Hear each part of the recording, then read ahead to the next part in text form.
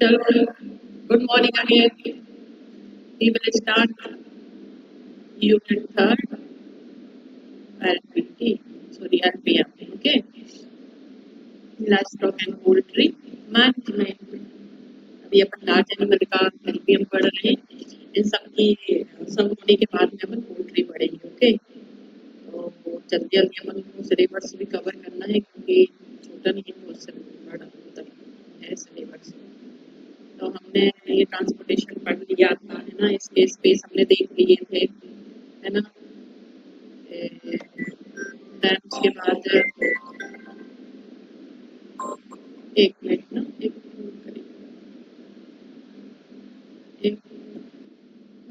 बोलो. अरे यार, मैं कुछ कहने के लिए लगाई थी, वो मेरी क्लास में चल रही हूँ मैं, तो मैं अपनी क्लास के बाद वो लगा रही हूँ. वो तो आ गए, तो कार से आ गए, आज ही निकले हैं सुबह शिमला में. हाँ,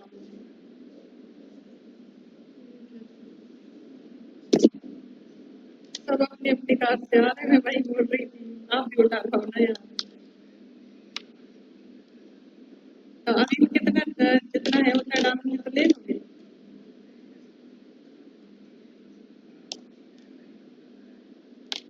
चलो अब बात कर के बर्थडे पे लेते हैं.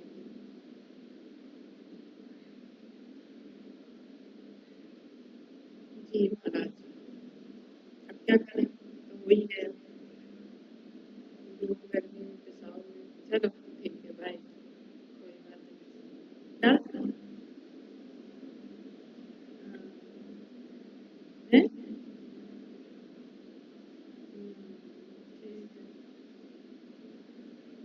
उसमें से मैंने निकाल लिए 2-2 हजार करके, मैंने ऐसे 18 हजार निकाल लिया उसमें से. ठीक है. अब कल की तो आज सुबह की तो वो खत्म हो गई है मेरी. अभी 2 हजार शायद और निकल सकते हैं ना. चलो मैं ये क्लास कंप्लीट करके कर रही हूँ. ठीक है. चलो बाय.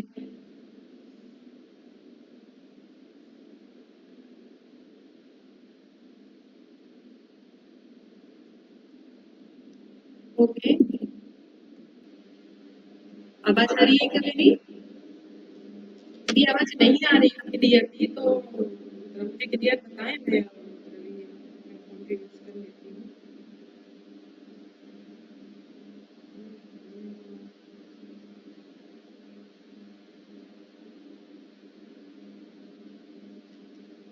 एक मिनट ये निकाल रही हूँ.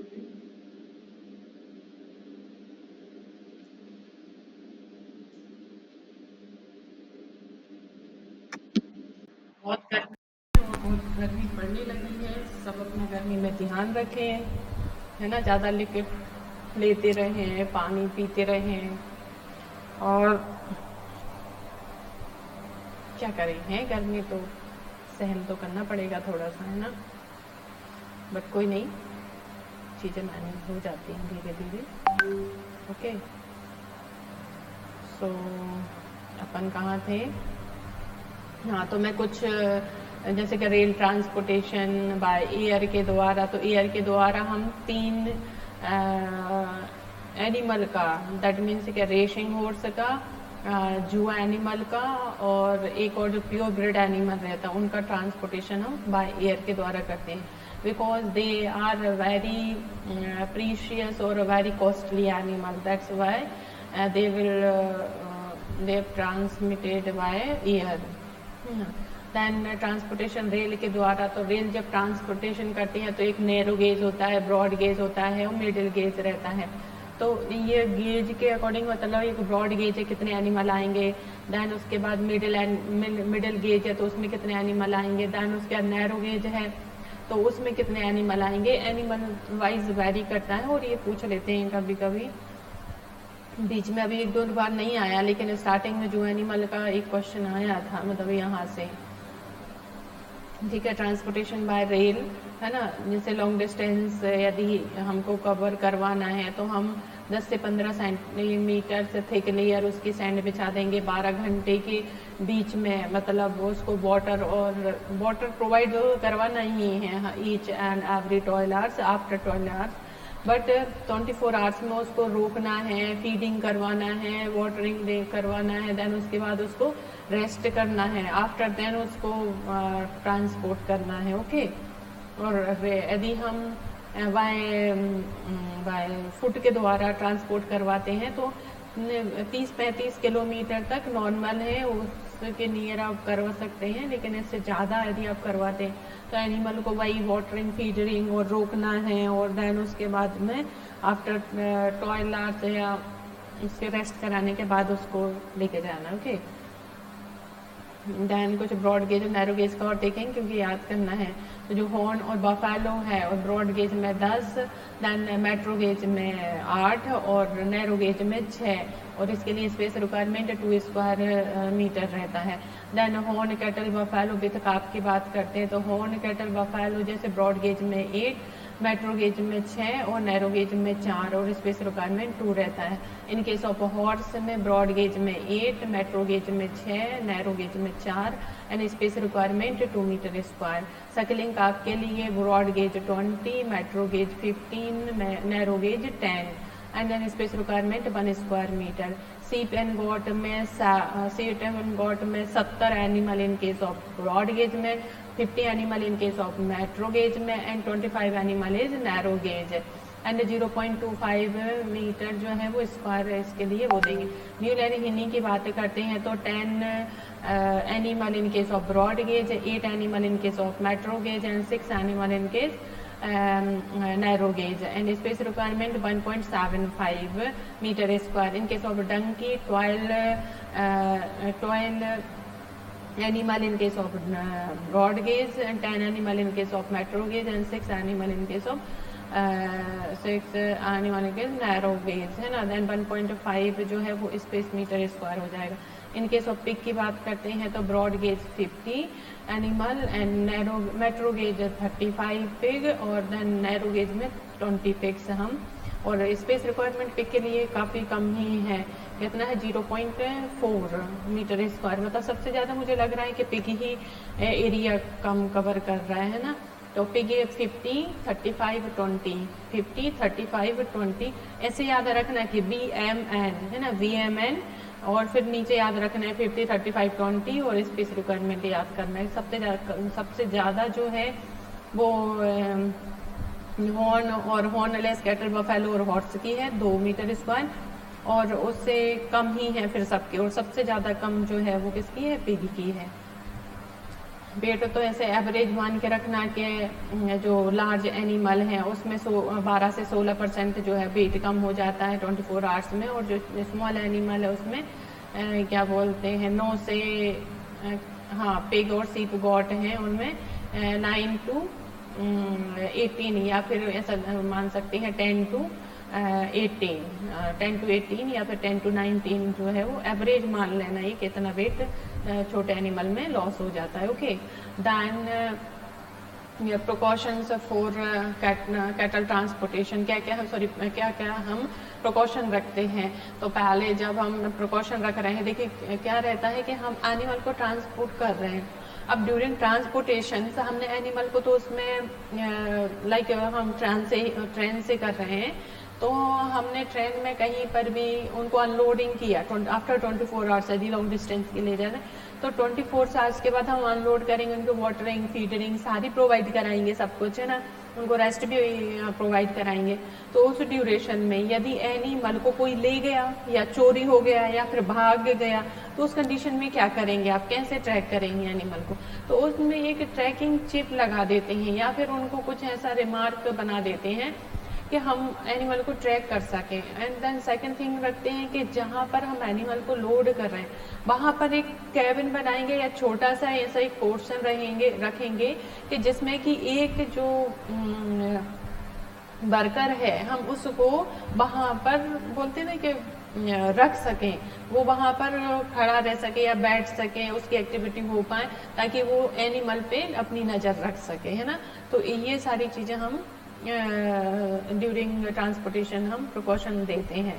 देन इसमें ये दिया है 1 कैटल से, अब सब कुछ एकदम से नहीं बताना है, नहीं तो वो टाइम कंज्यूमिंग हो जाएगा और फिर हमारी ऐसी क्लास वो मिस होती रहेंगी। तो इसको दोबारा पढ़ लेना आप, है ना, क्या ड्यूरिंग जर्नी क्या क्या चीज़ें याद रखेंगे, है ना, और जब हम ड्राइविंग दे रहे हैं तो उस कंडीशन में हम क्या क्या ध्यान देंगे।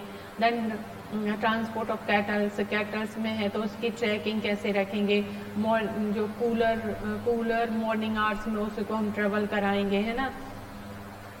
Then only where roads the rail infrastructures does not exist and suitable for short distance, है ना। तो जो यदि रोड या रेल के द्वारा जो है वो इंफ्रास्ट्रक्चर्स जो है शॉर्ट डिस्टेंस में जो है वो उनके लिए ज़्यादा इंफ्रास्ट्रक्चर की ज़रूरत नहीं रहती, लेकिन लॉन्ग डिस्टेंस यदि एनिमल को आप ट्रेवल करवा रहे हैं तो उस टाइम इंफ्रास्ट्रक्चर सफिशिएंट होना चाहिए और सूटेबल होना चाहिए according to animal. Okay, so transportation of cattles by train के द्वारा हो रहे हैं, तो लेकिन waiting arrangement on routes all be made the sufficient quantities of water all be carried for emergency and sufficient feed and water and adequate service and adequate ventilation shall be ensured. Every weapon carrying cattle shall have at least one attendant, है ना। Then ये सब चीज़ें याद रखना है कि cattle यदि मिल्किंग के में है तो उसकी 2 टाइम हमको मिल्किंग कराना है रोक के, उसके वाटरिंग फीडरिंग देना है, क्योंकि ड्यूरिंग मिल्किंग एनिमल तो हमको ज़्यादा फीड एंड वाटर की रिक्वायरमेंट रहती है, उसका जो काफ है वो तो लिथार्जी नहीं हो गया, वो सही है। सारी चीज़ों का ध्यान रख के हम ट्रांसपोर्ट करते हैं ना। Transportation of cattles by road and trunk के द्वारा ले जा रहे हैं तो उस टाइम क्या क्या कंडीशन हमको याद रखना है। Okay, then transportation of horse को कर रहे हैं तो लिखें by the variety of vehicle होना चाहिए, है ना, कैरियर्स बाय आइदर ट्रेलर्स और फ्लोट्स और इन मॉडिफाइड्स वैन और लॉरीज, है ना, ये सब हमको ध्यान रखना है। और जो ट्रेलर्स और floats design to carries 2 to 3 hours या फिर यूरोप एंड 6 to 9 hours इन USA, मतलब जब आप ट्रैवल कर रहे हैं और उसे यदि जो या फिर फ्लोटिंग डिज़ाइन किया है आपने, तो उन्होंने ये बताया कि एक साथ में कितने हॉर्स को ले जा सकते हैं। तो USA के अकॉर्डिंग 6 से 9 ले जा सकते हैं और इन केस ऑफ यूरोप के अकॉर्डिंग से 2 to 3 एनिमल को ले जा सकते हैं। Speeds not more than 35 kilometre पर, यदि आप ले जा रहे हैं तो उन 35 किलोमीटर से ज़्यादा उनकी स्पीड नहीं होना चाहिए जो व्हीकल से जिसके द्वारा आप ले जा रहे हैं। ओके, देन ये याद रखना है कि जो एडल्ट हॉर्स है उसके लिए कितना स्पेस रिक्वायरमेंट है। तो एडल्ट है तो वैसे तो हमने एडल्ट हॉर्स के लिए 2 मीटर स्क्वायर रखा था, बट एक एडल्ट हॉर्स के लिए बता सकते हैं कि 1.75 मीटर स्क्वायर है। यंग हॉर्स के लिए बता सकते हैं। देखिए टोटल यदि हमने देखा था कि कैटल बफेलो एंड हॉर्स का जो है एरिया रिक्वायरमेंट कितना लग रहा है पर एनिमल के हिसाब से 2 मीटर स्क्वायर पर एनिमल लग रहा है। ओके, तो हम एडल्ट में यदि हमारे पास वहाँ ऑप्शन है 2 है 1.75 मीटर स्क्वायर है और स्पेशली उन्होंने एडल्ट मेंशन किया है एडल्ट हॉर्स, तो हम दो ना रख के 1.75 मीटर स्क्वायर रखेंगे। देन यंग हॉर्स के लिए 6 to 24 month old for journey of up to 48 hours 1.5 metre square है। यंग हॉर्स के लिए बात करते हैं 6 to 25 month old for journey over 48 hours then 2.5 metre square. Then foal की यदि बात करते हैं तो 0 से 6 month and 1.4 metre square. Pregnant mare के लिए 2 metre square and mare with foal at foot up to 6 month 2.25 metre square. Then rail transportation of horse, यदि हम रेल ट्रांसपोर्टेशन कर रहे हैं हॉर्स का तो जैसे रेल ट्रांसपोर्टेशन ऑफ हॉर्स लिखेंगे may have commanded in the mats 1800, है ना। तो ये हम कितना किलोमीटर कितना थिक बेडिंग मटेरियल रखना है, तो वो किसके द्वारा हम डिसाइड करेंगे? यदि लंबे समय के लिए हम ले जा रहे हैं हॉर्स को तो हम थोड़ा थिक बेडिंग मटेरियल रखेंगे, क्योंकि वो इतने टाइम तक कैसे सरवाइव करेगा उस प्लेस पे, तो सारी चीज़ों को देख के हम उसको कंटिन्यू, मतलब उस चीज़ को हम देखेंगे। Okay, so and then sea transportation करना है और हॉर्स का, तो सी का ट्रांसपोर्टेशन कब से स्टार्ट हुआ था? एटलीस्ट अंटिल द अर्ली 1990 में ये स्टार्ट हुआ था, है ना, एयर ट्रांसपोर्टेशन ऑफ हॉर्स के द्वारा। तो most popular mode of transmitters is commonly used for race horse. देखेंगे in aircraft animals are either secured in crates of 2 to 3 hours each in each pan. Okay, the floor of aircraft are provided protected by a thick layer of wood havings and covered with polyethylene. Then all animals shall be administered tranquilizers before loading. A veterinary first aid kit with the veterinarian shall always भी available in the aircraft, है ना। ये सब चीज़ें थोड़ा ध्यान रखना, बस पढ़ लेना थॉरोली, है ना। वैसे ज़्यादातर जो है वो ये बनाई हुई है ना जो टेबल, उसी को ही पढ़ना है, उसी पे फोकस करना। वो तो एक बार थॉरोली कर लेना तो वो याद ही रहती हैं चीज़ें, और उससे ज़्यादा क्वेश्चन कुछ ऐसा बनता नहीं है। डे ओल्ड चेक के लिए कितना डायमीटर है ये रहने देना, ये ज़्यादा कुछ, है ना। कलिंग क्यों करते हैं? जो अनप्रोडक्टिव एनिमल रहता है, यूजलेस एनिमल रहता है ना, अनइकोनॉमिक अनप्रोडक्टिव एनिमल को कल कर देते हैं। इनफर्टाइल या फिर इनफर्टिलिटी है 32.6%, तो उसको कल कर देंगे। दैन उसके बाद जो है वो most prevalent reasons of culling following mastitis animal है, तो उसको भी हम कलिंग करेंगे। एडवांटेज कलिंग के क्या है कि improve the overall productivity and profitability, genetic potentials of the farm by replacing the less productive animal, ensures good marketing prices for surplus breeding stock, help maintain the healthy and productive livestock. Okay, then resource of culling, कौन कौन से resources से हम culling कर सकते हैं ना। तो most common causes voluntary culling, है ना। वॉलेंट्री कलिंग सिवाय economic reasons and 29.1% and low milk yield 23.0% and aging 19.7%. The common cause of involuntary cullings were infertility 17.7% and chronic mastitis 8.5% and foot injuries 2%. Okay, ये सब कुछ हम करेंगे। Then policy culling based on various predefined criteria, जैसे कि not to breed type, unknown percentage, if pedigree is important, genetic defect. Okay, then poor productions, reproductions performance, surplus stocks, age limits. then cattle की बात करते हैं तो older than 12 years और after 5 calving है तो उसको हटा देंगे, क्योंकि वो वैसे ही अनप्रोडक्टिव हो गई। सीप एंड गॉट में भी 6 ईयर ओल्ड हो गया या घुमर हो गया तो उसको भी हटा देंगे। देन स्वाइन एंड रैबिट में ओल्डर देन 2 ईयर हो गया तो उसको हटा देंगे। वर्किंग कैटल की बात करते हैं 2 old and unfit for labour तो उसको भी हटा देंगे। Then veterinary cattle, veterinary culling में क्या था? Culling and recommended by veterinarians है, ये जैसे कि पूरा इंस्पेक्शन कर लेंगे कि अब ये एनिमल प्रोडक्टिव है कि नहीं है, मतलब वेटनेरियन सजेस्ट करेगा दैट एनिमल आर कलिंग और नॉट, है ना। तो animal have disorders that do not respond to treatment, है ना। दैट मीन्स के जो भी वेटनेरियन है वो अपना पूरा एफर्ट लगा देगा, पूरा अपना जितना भी उसने ज्ञान को लिया है, पूरा नॉलेज को वो फॉल डाउन कर देगा ड्यूरिंग ट्रीटमेंट। और यदि वो ट्रीटमेंट एक लास्ट स्टेज है, उसके बाद कुछ नहीं हो सकता एनिमल को, तो वो बोल देगा कि मतलब इसको कल कर सकते हैं आप एनिमल को, है ना, क्योंकि ये अब इम्प्रूविंग कंडीशन में नहीं आ सकता है। ओके, तो that condition cull the animal. Okay, then animal experience significant weight loss or stagnations during growth or less 25 or more of their adult weight. Okay, animal are respondents or confirmed to have contagious infections of zoonotic disease. In such case, disposals follow the rule prescribed by Animal Disease Act. Okay, तो animal disease act के according से जितने भी zoonotic disease हैं,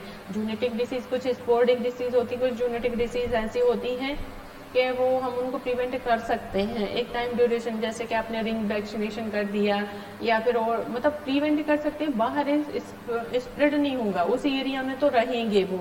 तो ऐसी condition में हम क्या कर सकते हैं, अब ये उनको हो गया और वो एनिमल ऐसे हैं कि वो रिकवर नहीं करेंगे, तो उनको कल करेंगे एनिमल को और बरियल मेथड के द्वारा उनको डिस्कार्ड करेंगे ना, या फिर इलेक्ट्रिकल बर्निंग मेथड के द्वारा। देन इमरजेंसी कलिंग में एनिमल इन्वॉल्व एक्सीडेंट और प्रीडेटर अटैक, किसी भी एनिमल प्रीडेटर ने अटैक कर दिया, वो प्रोग्नोसिस कंडीशन में प्रोग्नोसिस नहीं हो सकता है, ग्रेव प्रोग्नोसिस है, तो उसको कलिंग करेंगे। Animal suffer from severe non specific disease with grave prognosis, animal confirms to have disease like, यदि किसी एनिमल को ट्यूबरकुलोसिस है, जोन्स डिसीज है, ब्रूसेलोसिस है, तो लेकिन उनको डिस्ट्रॉय कर सकते हैं हमारी इस इमरजेंसी कलिंग पॉलिसी के अकॉर्डिंग। कारकस, हमने डिस्पोजल कारकस ये देखा था कि ये इम्पोर्टेंट क्या है, डिस्पोजल क्यों करते हैं। तो to prevent the spread of infections, हम मल्टीपल टाइप ऑफ इन्फेक्शन को स्प्रेड होने से बचाते हैं डिस्पोजल ऑफ कारकस को, या तो बरियल मेथड के द्वारा इंसेनरेटर कर देते हैं ना, तो बरियल मेथड ये मोस्ट कॉमन मेथड रहता है, क्योंकि हर इंसान उसको जला नहीं पाता, उतना उसका रिसोर्सेज नहीं होता अवेलेबल, बट वो गड्ढा खोद के तो कर ही सकता है, नमक डाल देगा उस पर, कुछ बैडिंग मटेरियल डाल देगा, नमक डाल देगा और उसको ऐसे बना देगा जो कारकस है कि वो कोई एनिमल उसको यदि खोदे भी निकाले तो उसको ईट ना कर पाए, तो वो जल्दी डिजोल्व हो जाए, है ना। तो ऐसा कुछ करके उसको बरियल मेथड के द्वारा उसको करते हैं। याद रखना है कि जो साइट है तो away from the water body, water body से अवे होना चाहिए, water level at least 2.5 metre से बिलो द ग्राउंड, मतलब जहाँ हम कर रहे हैं वहाँ से 1 से 2 किलोमीटर जो है वो वहाँ से नीचे होना चाहिए पानी, यानी बरियल पिट्स को हम पहले बनाएंगे 1.5 metre below the ground level, मतलब 1.5 metre below the ground level पे हम बरियल पिट्स बनाएंगे। And bury left over feed and bedding excreta of animal and top 5 centimeter soil with carcass, drench carcass with kerosene and crude phenols to make it unpalatable for surrounding animal. Okay, then उसके बाद cover the carcass with thick layer of lime salt followed dirt and play some rock. Okay, then उसके बाद में जो कारकस को है उसके कुछ रॉक मिट्टी डाल देंगे ताकि वो जल्दी से वो हो जाए ना, सैंड डाल देंगे। देन इंसिनरेशन कर देंगे, या क्रिमिनेशन मेथड या फिर बर्निंग मेथड का यूज़ कर सकते हैं। पिट्स, उसके लिए हम पिट्स भी बना सकते हैं 2 मीटर्स और 1.5 मीटर्स और 1.2। तो दैट मीन्स जो पिट्स मेथड के द्वारा इंसिनरेशन करते हैं तो हमने उसको विड्थ में यदि बात करें तो विड्थ में हमने उसको नहीं, लेंथ में हमने उसको 2 मीटर, देन विड्थ में ऐसे में 1.5 मीटर, ऐसे में 1.5 मीटर और लेंथ में हमने 2 मीटर उसको खोद के और उसको बर्न कर देंगे। इलेक्ट्रिकल बर्निंग भी होता है ना, जो बर्निंग गन रहती है उसे शूट कर देते हैं, उसका कितना टेम्परेचर रहता है 1000, मतलब 800 से लेकर 1000 डिग्री सेंटीग्रेड उसका टेम्परेचर रहता है। 6 से लेकर 1000 कुछ ऐसा ही है, इसमें दिया हुआ ना।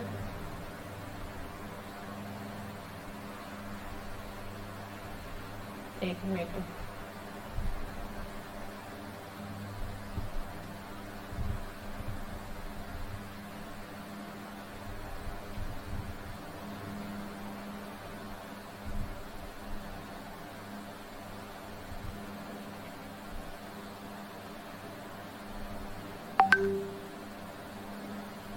हाँ वो इस 700 डिग्री सेंटीग्रेड से मतलब 1200-1300 डिग्री सेंटीग्रेड तक हम उसको यूज़ कर सकते हैं। कभी कभी क्या रहता है 2000 तक भी जाती है वो रेंज, है ना।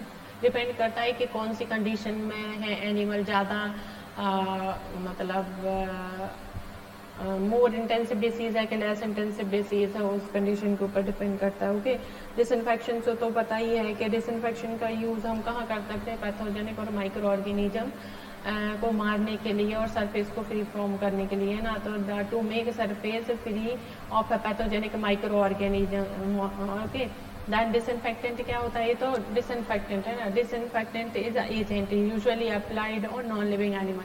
यदि कोई पूछे कि बताइए कि इन डिसइंफेक्टेंट और एंटीसेप्टिक में क्या डिफरेंस है, तो डिसइंफेक्टेंट नॉन लिविंग सरफेस पे यूज़ होता है, लेकिन जो एंटीसेप्टिक रहता है वो लिविंग सरफेस पे यूज़ होता है। तो टाइप कितने होते हैं, फिजिकल डिसइंफेक्टेंट होते हैं, गैसियस डिसइंफेक्टेंट और chemical disinfectant.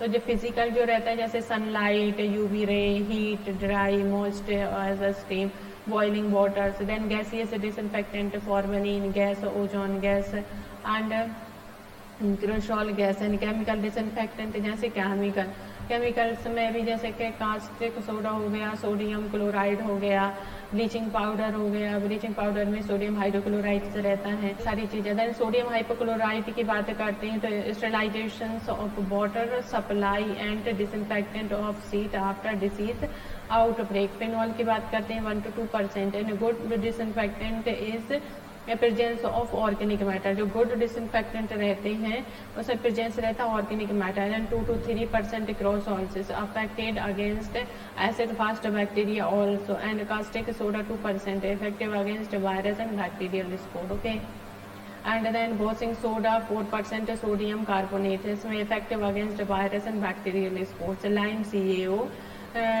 डिनोटेट्स and disinfectant sprinklings बनता है, मतलब HCl है ना, कैल्शियम HCl वाला ब्लीचिंग पाउडर है जो कि जलाता है या फिर उसको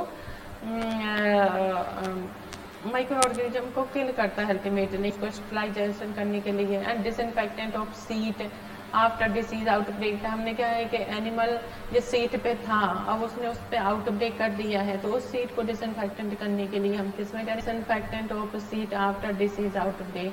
देन फिनॉल में 1 to 2%। Good disinfectant is presence of organic matter. जो गुड डिसइंफेक्टेंट रहते हैं उसमें 4 to 6%, जैसे एंटीसेप्टिक्स, आईवोज। देन इसमें जो सेंट्रीमाइड रहता है ना, सिट्रीमाइड और देख लो अकेला कि ये यूटेंशियल अडर जो अडर एंड मिलकर मशीन रहती है ना, तो उसके जो वो रहते हैं उनको। Then hand maintain for washing. तो वॉशिंग में भी हैंड मैनुअली वॉशिंग के लिए भी हम जो है वो सिट्रामाइड्स, क्लोरहेक्सिडीन्स एंड बेंजोइलियम क्लोराइड का यूज़ किया जाता है। ठीक है, देन ऑक्सीडाइजिंग एजेंट की बात करते हैं। पोटेशियम पर मैग्नेट 1 to 2 मिलीग्राम पर लीटर से कैन बी यूज्ड है ना, पोटेशियम पर मैग्नेट है ना। कुछ टेम्परेचर हमने याद कर लिया था, इसको रिवाइज करवाना है क्या? अरे यार आप लोगों से एक तो कांटेक्ट नहीं हो पाता है, इसलिए चलो मैं एक बार आज आपकी वो देख लेती हूँ लाइव, आप कुछ बोल रहे हैं कि नहीं बोल रहे हैं, आप आते भी हैं लाइव के नहीं आते हैं, कि बस रिकॉर्डेड वीडियो जब इच्छा होती है तो देखते हैं, अदरवाइज जाने दो। ऐसा है क्या? ऐसा है तो फिर कैसे चलेगा भाई, क्योंकि जो लाइव है वो चल रहा है, कर लोगे तो कर लोगे, अदरवाइज वो छूट जाता है, वो छूट ही जाता है, और वो नहीं कवर कर पाते और छोड़ ही देते हैं फिर हम।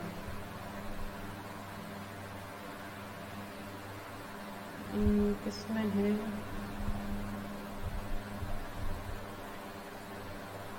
ये है। ओके, तो लाइव क्लास कहाँ चल रही है?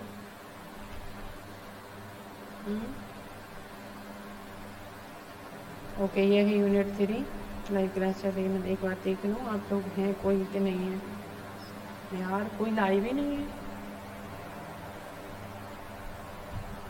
कोई है क्या लाइव? प्लीज़ मुझे इसमें रिपोर्ट करो ताकि मैं देख पाऊँ कि हाँ आप लोग लाइव हैं कि नहीं है। बताओ बताओ जल्दी बताओ।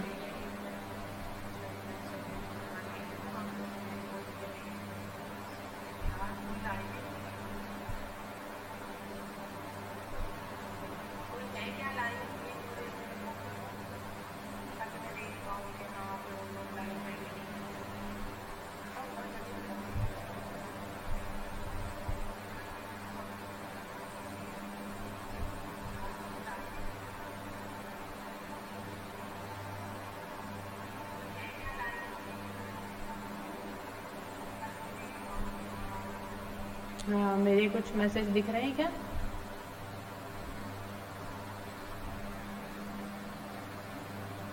मैं बताऊँ, इसे पढ़ाने में मज़ा भी नहीं आता।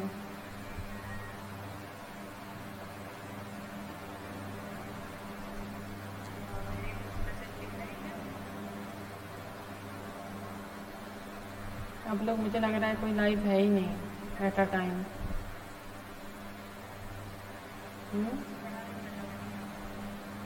गलत बात है ये। लाइव क्लास आप जितनी ले लोगे वो ले लोगे, अदरवाइज वो आपसे छूट ही जाएगी।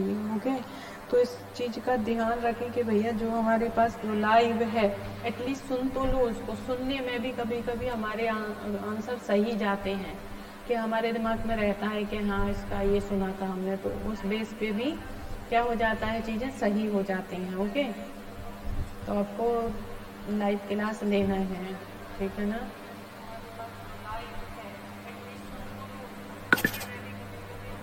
क्या यार, एक भी स्टूडेंट लाइव नहीं है,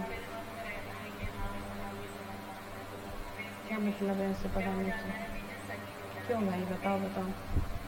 क्या आप, अच्छा एक काम करें, मुझे इसमें कमेंट्स ज़रूर दें जब भी आप देखें।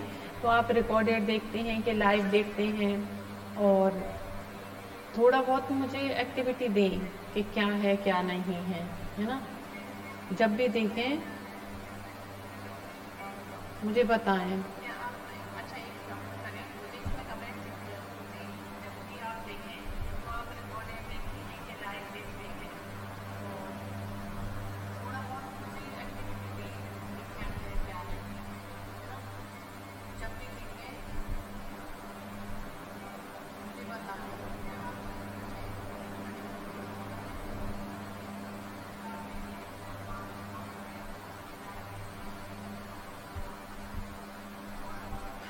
क्या यार, आप तो देखते ही नहीं हो, क्लासों में लाइव ही नहीं है कोई।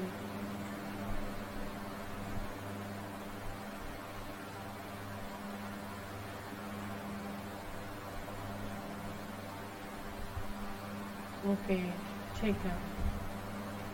कॉर्नर में करिए कुछ, साइड कॉर्नर में। ओके, एक बार मैं चेक कर लेती हूँ।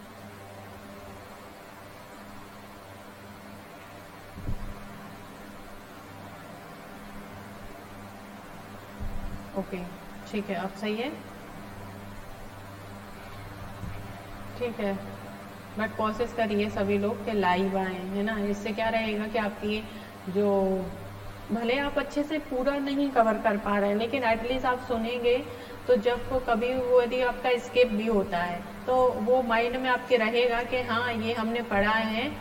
कुछ नहीं, इससे जितना भी आएगा तो हम उतना उससे कवर कर लेंगे। ओके, या फिर आप कभी कभी जो सुनी हुई चीज़ रहती है उसको एक बार ऐसे देख भी, मतलब उसको देख भी लेते हैं ना एक बार, तो वो कवर हो जाती है चीज़। तो क्लास में लाइव आए, है ना? और यदि आपको ज़्यादा क्लासेस हो रही हैं या कुछ ऐसा लग रहा है कि नहीं हमको तो रिकॉर्डेड ही देखना है, तो फिर मुझे एक स्पेसिफिक वो बताएं कि मतलब आपको कितनी कंसिस्टेंसी चाहिए।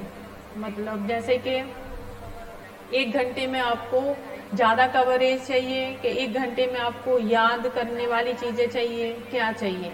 मैं तो वही कवर करूँगी जो कि आपको याद हो जाए, है ना? और बार बार रिवाइज मैं इसलिए ही करा रही हूँ ताकि आप खुद से भी नहीं पढ़ेंगे, और यदि मैं जो क्लास ले रही हूँ उसको बार बार या फिर उसको देखेंगे, जैसे कि मैंने आज क्लास स्टार्ट की तो मैंने प्रीवियस क्लास का भी उसको रिवाइज कराया, भले मतलब थोड़ा सा लिटिल बिट पढ़ाया, बट मैंने पढ़ाया। उससे क्या रहेगा, आपकी कंटिन्यूटी बन गई नेक्स्ट क्लास में पढ़ने की, और आपने प्रीवियस क्लास का भी कवर कर लिया। तो इससे क्या रहेगा, आप ज़्यादा चीज़ें कवर कर पा रहे हैं, इसलिए आप क्लास को मिस भी नहीं करेंगे और घर पे भी नहीं पढ़ पा रहे हैं एट अ टाइम, तो आप अच्छा कवर कर लेंगे इसको, है ना? तो थोड़ा ध्यान देना है, लाइव आने की कोशिश करें। इससे क्या रहेगा, टू वे कम्युनिकेशन हो जाएगा। आप मेरी बात सुन पाएंगे, मैं आपकी बात सुन लूँगी। कोई इशू जा रहा है, कुछ समझ में नहीं आ रहा है तो वो भी हम समझ लेंगे, है ना? और अदर सब्जेक्ट ये भी बता सकते हैं कि आपको कौन सा सब्जेक्ट आप, और जैसे कि कहीं कुछ सब्जेक्ट में प्रॉब्लम जा रही है, वैसे तो डॉक्टर जयंत और एक और मैडम है वो पढ़ा रही हैं, है ना, बाकी का तो कोई इशू है ही नहीं है। यदि और कोई दूसरा सब्जेक्ट ऐसा है जो कि आपको समझने में प्रॉब्लम जा रही है, आप कहीं उसको पढ़ रहे हैं ना, तो उस वो भी पूछ सकते हैं मुझसे, है ना, एटलीस्ट कमेंट्स में तो बता ही सकते हैं ना कि क्या है क्या नहीं है। पूरे टाइम लाइव क्लास चलती रहती है और आप क्लास में आते ही नहीं हैं। आज अच्छा है मैंने थोड़ा देख लिया कि हाँ होता कहाँ से है क्या है ना, तो थोड़ा इसको ध्यान देना है ना, कंटिन्यू करना है क्लास को और रोज आना है, लाइव रहना है। इससे क्या रहेगा कि हमको सुनने से भी मेमोराइज होता है। ओके, तो उस चीज़ का ध्यान देना। ठीक है, हम टेम्परेचर का देख लेते हैं। देन जो पहले अब इसका जैसे कि total breed of animal temperature, ये आप खुद ही याद करके आना। ठीक है, मैं नेक्स्ट क्लास में सबसे पहले टेम्परेचर ही रटाऊंगी, क्योंकि जो हमने प्रीवियस क्लास में पढ़ा था लाइक ट्रांसपोर्टेशन, उससे क्वेश्चन आता ही है, तो मैंने दैट्स वाई वो रिवाइज कराया। देन यहाँ से ब्रीड से भी क्वेश्चन आता है, लाइक कभी कभी पूछ लेते हैं कि टोटल बफेलो की ब्रीड कितनी है, टोटल क्या बोलते हैं मतलब बफेलो की ब्रीड कितनी है, कैटल की, गोट की, सीप की, हॉर्स एंड पोनीज की, कैमल की। ये जो है वो पुरानी वाली ब्रीड दी है, इसमें भी कुछ ऐड हो गई है 2026 के अकॉर्डिंग। तो मैं नेक्स्ट क्लास में जो ऐड ऑन हो गई उनको ऐड ऑन करके ही आपको इनको बताऊंगी। ओके, जैसे कि घीस की और उसकी बड़ी हुई है, तो वो सारी चीज़ें अपन देखते हैं। फर्स्ट हम देख लेते हैं लाइफ स्टॉक ब्रीड से। लाइफ स्टॉक ब्रीड में हम ये देख लेंगे, लाइफ स्टॉक ब्रीड में हम क्या देख रहे हैं कि ब्रीड मतलब कहाँ कौन रजिस्टर्ड करता है, कब रजिस्टर्ड हुई और कैसे इसको रजिस्टर्ड करते हैं। तो ये सारा काम जो है वो NVGR संभालता है ना, करनाल में है। और अभी जो टोटल हरियाणा, करनाल कहाँ पर है, हरियाणा में, है ना। दान उसके बाद जो ब्रीड ऑफ रजिस्ट्रेशन व ICR किसके द्वारा रजिस्टर्ड करता है, NVGR, national bureau of animal genetic resources, इसके द्वारा ही रजिस्टर्ड करता है। 8 न्यू ब्रीड्स रजिस्टर्ड हैं, जैसे सीप में 1 है, गोट में 2 है ना। और ये सब कुछ ये भी मैं तो आपको अपडेट करके बताऊंगी जो हाँ ये किस ईयर के अकॉर्डिंग है। जैसे अभी इसमें डक की ब्रीड आ गई है ना, चिकन की ब्रीड आ गई, सिंथेटिक कैटल ब्रीड आ गई, पिग की ब्रीड आ गई, ये हम थोड़ा देख लेते हैं। ये ऐड ऑन की हुई है, उसके बाद उसमें total number of add on करके मैं आपको डिफाइन करती हूँ। ओके, जैसे फर्स्ट हम बात करते हैं कि जो सीप है,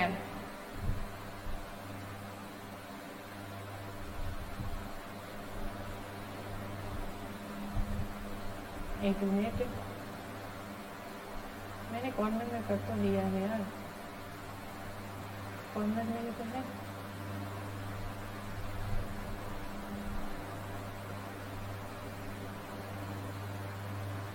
मैं ही नहीं दिखूंगी, यदि पूरा कर दूंगी कॉर्नर में तो।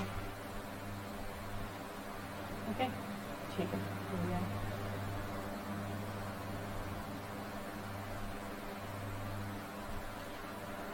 तो हमने क्या देख लिया था, सॉरी क्या हो गया।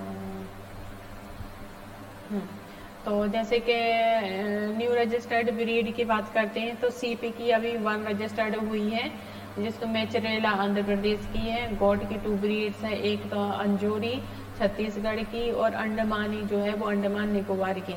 इनके ऑफ पिग में अंडमानी है, अंडमान निकोबार की।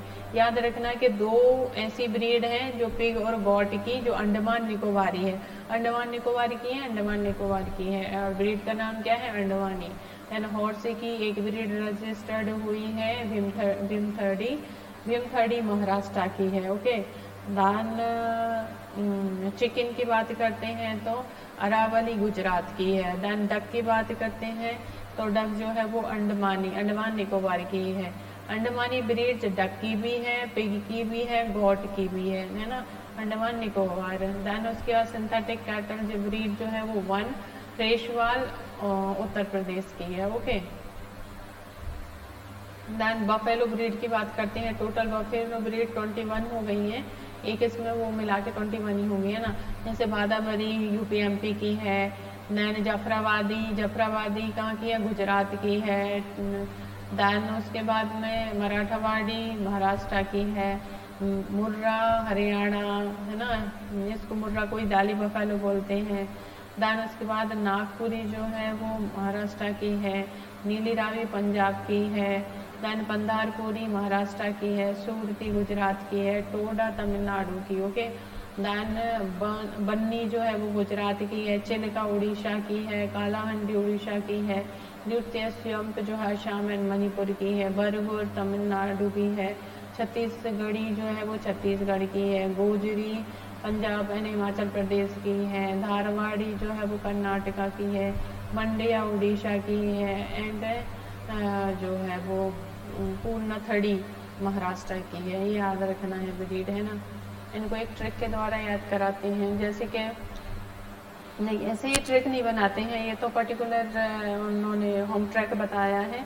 अपन जब ग्रुप वाइज पढ़ेंगे ना एनिमल को, तब उसमें एक पर्टिकुलर ब्रीड को जैसे कि कौन सी ब्रीड कौन कौन सी जगह की है ऐसा याद करेंगे इसको, ओके। रिवाइज करना है बार बार। हुई जो बफेलो है वो बोवाइडी फैमिली में आती है, वो भी डी 2 टाइप की होती है, एक तो बबलस और दूसरा जो है वो बॉस। बबलस जो रहता है वो बबलस इसका साइंटिफिक नेम है, ये वाटर बफेलो कहलाती है। 50 इसका क्रोमोसोम नंबर रहती है, और दूसरी होती है रिवर बफेलो, उसमें रिवर बफेलो 50 क्रोमोसोम नंबर की होती है। और मड बफेलो जिसको हम बबरा कैराबिनेसिस बोलते हैं, ये मड बफेलो कहलाती है, और इसका क्रोमोसोम नंबर 48 होता है ना। अब कुछ ये ब्रीड्स हैं, जैसे कि मुर्रा ग्रुप में कौन कौन आते हैं, मुर्रा नीली रावी कुंडी और गोडवरी, है ना। गोडवरी में मुर्रा ग्रुप में आती है। दान उसके अंदर गुजरात में सूरती जाफराबादी महसाना। बन्नी किसमें है, ये भी गुजरात में ही है, ठीक है। तो सूरती जाफराबादी महसाना बन्नी ये गुजरात की है। उत्तर प्रदेश की जो है वो भादावरी तरई, और सेंट्रल इंडिया ग्रुप की नागौरी, पंधारपुरी, मंडिया, जरांगीर और कालाहंडी है, ठीक है। साउथ इंडिया ग्रुप की टोडा है, okay. Then life stock and poultry management की बातें करते हैं, जैसे मुर्रा ब्रीड की हम बात करते हैं, पर्टिकुलर एक है उसकी। तो आपने देखा होगा कि मुर्रा ब्रीड जो है वो कहाँ की है, जो है वो हरियाणा या फिर दाली बफेलो कहते हैं इसको। इसके जो हॉर्न रहते हैं वो क्या होता है, छोटे रहते हैं और स्पाइरली रहते हैं, है ना। कर्ण घुमाव वाले हॉर्न रहते हैं। जेट ब्लैक इसका कलर रहता है ना। Then tightly curved horn short रहते हैं, लॉन्ग टेल रहती है, वाइट स्विच एंड रीचिंग सेफाइटलॉक एंड बटर फैट कंटेनिंग 7% इसका butter fat percent. Average lactation yield जो है वो 1500 लेकर 2500 kg होती है, एंड एवरेज मिल्क ईल्ड जो है as 6.8 kg per day, and as at first calvings 45 to 50 month, and inter calving periods 15 to 16 month। जो कि नीली रावी, जैसे कि नीली रावी के हैबिटेट की बात करते हैं तो फिरोजपुर, अमृतसर। सिनोनिम्स की बात करते हैं, पंचकल्याणी, पंचभद्रा फिजिकल कैरेक्टरिस्टिक रहती है। White markings on forehead, face, मजल, लेग एंड टैल, ये पंचकल्याणी के वो हो गए। देन इसमें ये याद रखना है कि इसकी बोल्ड आई रहती है, पंचकल्याणी की जो आई रहती है वो बोल्ड आई रहती है, and small tightly curled horn रहते हैं, and small tightly curled horn इसके रहते हैं, भादावरी के भी नहीं, नीली रावी के भी रहते हैं और मुर्रा के भी रहते हैं, ओके। ये थोड़ा याद रखना है। दैन उसके बाद bold eye and small tightly curled horn रहते हैं। हेड इज एलोंगेटेड, मतलब जो मुर्रा का जो हेड था वो राउंड रहता है, लेकिन इसका एलोंगेटेड रहता है, और थोड़ा बल्ज ऊपर के साइड थोड़ा उभरा हुआ रहता है। वाइट इसकी मार्किंग रहती है इसके हेड पे। दान इसकी देखना आप पैर में भी वाइट मार्किंग है, पीछे के पैर देखेंगे टैल में भी इसमें भी वाइट मार्किंग। 1500 से राउंड फिगर मान सकते हैं, 1500 से 1900 kg पर लैक्टेशन में ये मिल्क दे देती है। Lowest first percentage 4%, and with first calving जो है वो 45 to 50 मंथ तक इसकी रहती है। लोवेस्ट फैट परसेंटेज की बात करते हैं, इसका ज़्यादा फैट परसेंटेज नहीं रहता है ना, उनकी दूध अच्छा देती है। इसलिए जो एक फंडा है कि जो ज़्यादा दे रही है दूध, यदि मिल्क की क्वांटिटी ज़्यादा दे रही है तो उसका फैट परसेंटेज कम होगा, और यदि मिल्क की क्वांटिटी कम दे रही है तो उसका फैट परसेंटेज अधिक होगा। सूरती जो है ये भी गुजरात की है, हैबिटेट्स केडा, बड़ोरा, सूरत, गुजरात। फिजिकल कैरेक्टरिस्टिक की बात करते हैं तो rusty brown to silver grey colour coat, and जो है वो sickle shaped horns with hooped at tip, है ना। हॉर्न कैसे रहेंगे, सिकल शेप्ड रहेंगे, ऐसे हसिया के आकार की, है ना। Then 2 white collars, 2 white collars रहेंगी। Chevron chevrons are round, the जो are the other at the biscuit, और मई की 1900 से 1300 kg। Then as at first calving जो है वो 40 से 50 मंथ। ओके। दैन महसाना की जो हैबिटेट वो भी गुजरात की है।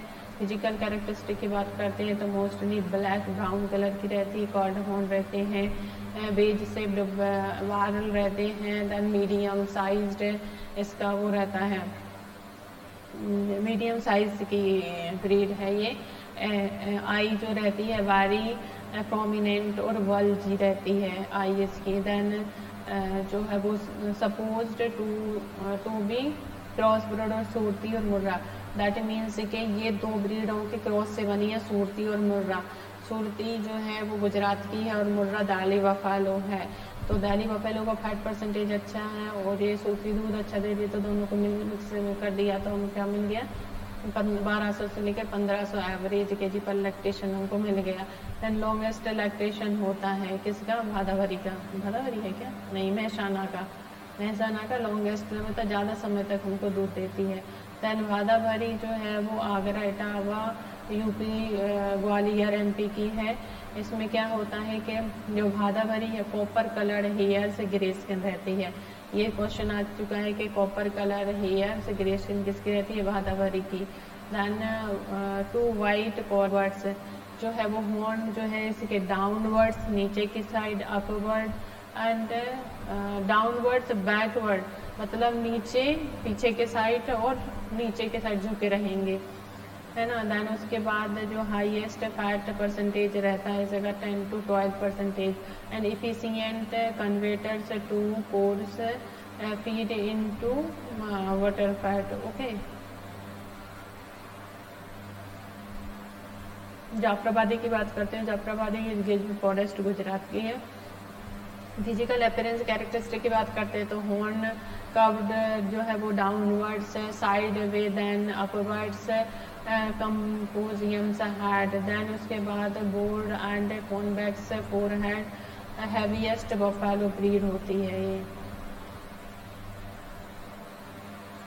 देन मराठावाड़ी जो रहता है ये भी है, हैबिटेट की बात करते हैं तो लैट्यूड्स या फिर ठीक है। तो इसकी जो मार्किंग रहती है फोरहेड पे रहेगी और लोअर नेक यहाँ रहेगी और यहाँ रहेगी। नागपुरी हैबिटेट जो रहते हैं कोल्हापुर, सोलापुर, है ना, और सतूरा महाराष्ट्र की है। कौन सी, पंधारपुरी।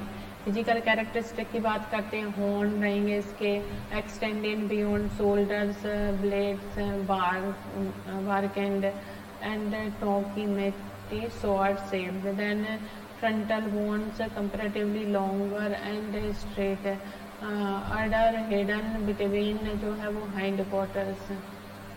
देन टोडा हैबिटेट की बात करते हैं तो नीलगिरी तमिलनाडु की है। फिजिकल कैरेक्टरिस्टिक की बात करते हैं तो क्रेसेंट शेप्ड हॉर्न रहता है, coat colour are formed and ask grey, anterior half and thickly covered with hair, posterior half जो है वो स्पर्श, पोस्टीरियर जो हाफ जो है वो स्पर्शली करता है। And most violent buffalo breed is Toda. कहाँ की है, तमिलनाडु की, नीलगिरी तमिलनाडु। नीलगिरी की खेती सुना है ना, देन बन्नी, ये कच्छ का रन गुजरात की है बन्नी। देन उसके बाद ये